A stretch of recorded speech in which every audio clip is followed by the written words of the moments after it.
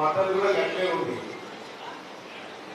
Teacher సంఘాలు మా అక్షర సులువు చేసి 25 సంఘాలు వచ్చి మేము ఇస్తాం మద్దతు, మేము ఇస్తాం మళ్ళీ ఇస్తాము గెలవాలని వచ్చి అన్ని సంఘాలు మద్దతు ఇస్తా ఉన్నారు.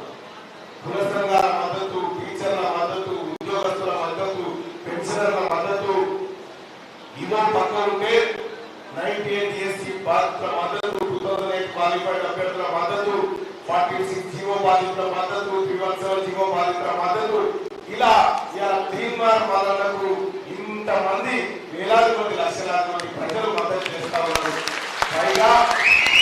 పైగా ఆ తల్లి సోనియా గాంధీ ఆశీర్వదించి పెద్దలు గౌరవనీయులు ముఖ్యమంత్రి గారి సూచన మేరకు మీ ముందుకు కాంగ్రెస్ పార్టీ అభ్యర్థిగా వచ్చినటువంటి నాకు సిపిఎం పార్టీ, సిపిఐ పార్టీ ఇలా అన్ని పార్టీల మద్దతు ఇస్తున్నందుకు వారికి కూడా కృతజ్ఞతలు తెలియజేస్తూ, సోదరులారా అక్క చెప్పింది ఇప్పటిదాకా కేటీ రామారావు బజార్కి ఎక్కి లొల్లి పెడతా ఉన్నాడు. మాకు కావాల్సింది కూడా గదే, మేము కోరుకునేది కూడా గదే.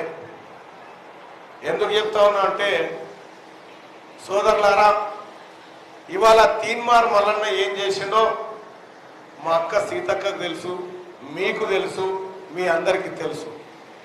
ఈ 10 ఏళ్ల కాలంలో తీన్మార్ మల్లన్న ఎట్లా కొట్లాడిండు, ఎవరితో పోరాటం చేసిండు, ఏ ప్రజల హక్కుల కోసం పోరాడిండు, ఏ ఉద్యోగుల హక్కుల కోసం పోరాడిండో, ఏ నిరుద్యోగులకు ఉద్యోగాలు కావాలని పోరాడిండో మీ అందరికీ తెలిసిన విషయమే సోదరులారా.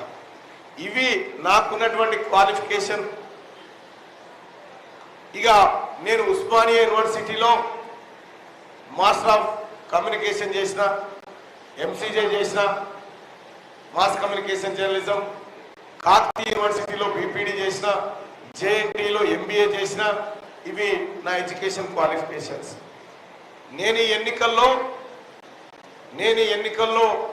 మీ అందరి ఆశీర్వాదం, ప్రేమ ద్వారా గెలుపొందితే కాంగ్రెస్ పార్టీ మేనిఫెస్టోలో ఇచ్చినటువంటి ప్రతి అంశాన్ని అమలు చేయించబోతున్నాను అని చెప్పి మీ అందరికీ రిక్వెస్ట్ చేస్తా ఉన్నా.